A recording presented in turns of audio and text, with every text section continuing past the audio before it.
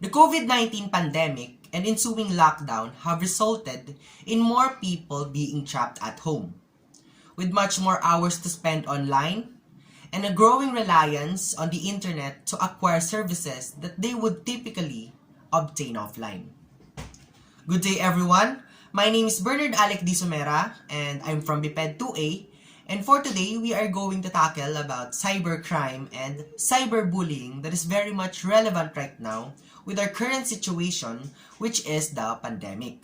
The dangers of cybercrime have existed for many years, but the rise in the percentage of the population connected to the internet and the amount of time spent online, combined with a sense of confinement and anxiety and fear generated by the lockdown, has provided more opportunities for cybercriminals to profit or cause disruption.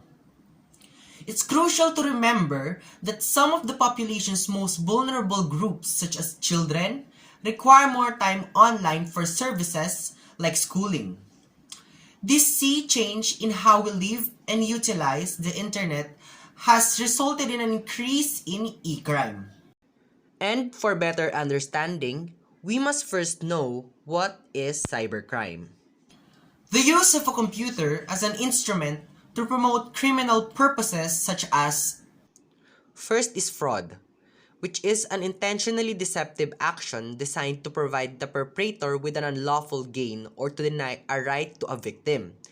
Types of fraud include tax fraud, credit card fraud, wire fraud, securities fraud, and bankruptcy fraud. Next is trafficking in child pornography, which is a form of child sexual exploitation. Federal law defines child pornography as any visual depiction of sexually explicit conduct involving a minor.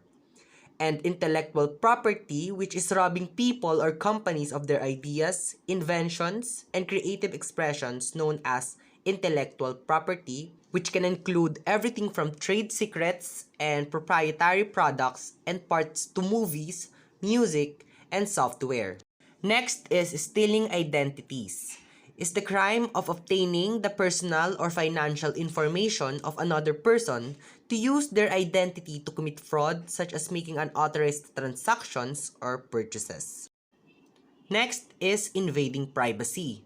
And according to Merriam-Webster, it is the tort of unjustifiably intruding upon another's right to privacy by appropriating his or her name or likeness, by unreasonably interfering with his or her seclusion, by publicizing information about his or her private affairs that a reasonable person would find objectionable and in which there is no legitimate public interest, or by publicizing information that unreasonably places him or her in a false light. And those are all known as cybercrime. as the computer has become vital to commerce, entertainment, and government, cybercrime has grown in importance, particularly through the internet. Cybercrime in the Philippines. In 2019, the number of cybercrime incidents within the National Capital Region of the Philippines was highest for those who had been sent fraudulent SMX or text scams, amounting to approximately 2.7 million victims. Other cybercrimes committed in the country involved hacking, phishing, and also cyberbullying that will be tackled later.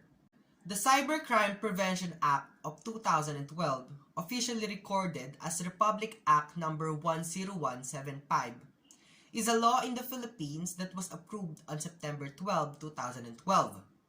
It aims to address legal issues concerning online interactions and the internet in the Philippines.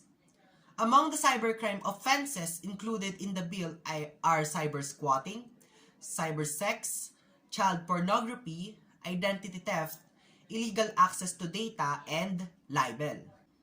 Now let us move on to the impacts of cybercrime. The impacts of a single, successful cyber attack can have far-reaching implications, including financial losses, theft of intellectual property, and loss of consumer trust and confidence. Criminals take advantage of technology in many different ways. The internet, in particular, is a great tool for scammers and other miscreants.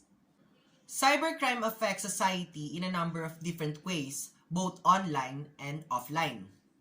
First is security costs.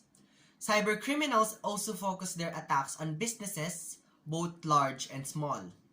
Hackers may attempt to take over company servers to steal information or use the machines for their own process, requiring companies to hire staff and update software to keep intruders out. Second is monetary losses. The overall monetary losses from cybercrime can be immense. According to a 2012 report by Symantec, more than 1.5 million people fall victim to some sort of cybercrime every day, ranging from simple password theft to extensive monetary swindles. The third one is piracy. The cybercrime of piracy has had major effects on entertainment, music, and software industries. Claims of damages are hard to estimate and even harder to verify, with estimates ranging widely from hundreds of millions to hundreds of billions of dollars per year. In response, copyright holders have lobbied for stricter law against intellectual property theft, resulting in laws like the Digital Millennium Copyright Act.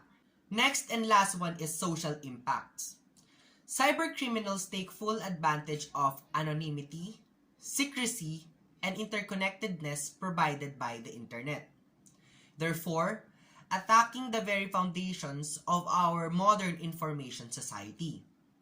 Cybercrime can involve botnets, computer viruses, cyberbullying, cyberstalking, cyberterrorism, cyberpornography, denial of service attacks, hacktivism, identity theft, malware, and spam.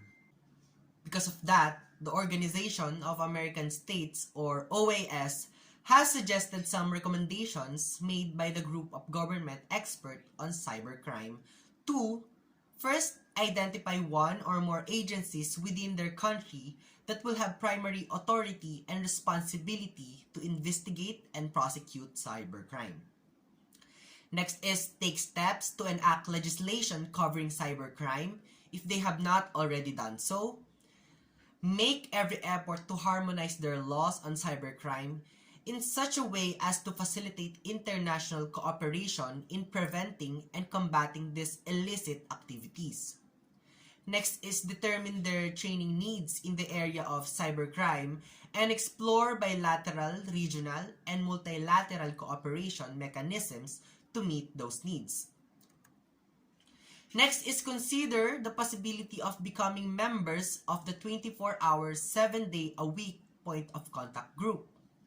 Next, take steps to heighten awareness of this issue among the general public.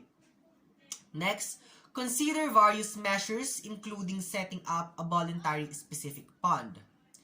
Next is promote in the framework of the OAS. And last one is ensure the follow-up to the implementation of the recommendations of the group of government experts in the framework of the OAS. And if you want to further your understanding, here are the reference. And now, for the cyberbullying, I'm gonna give the time to Ma'am Brenda Hermosa to discuss the topic.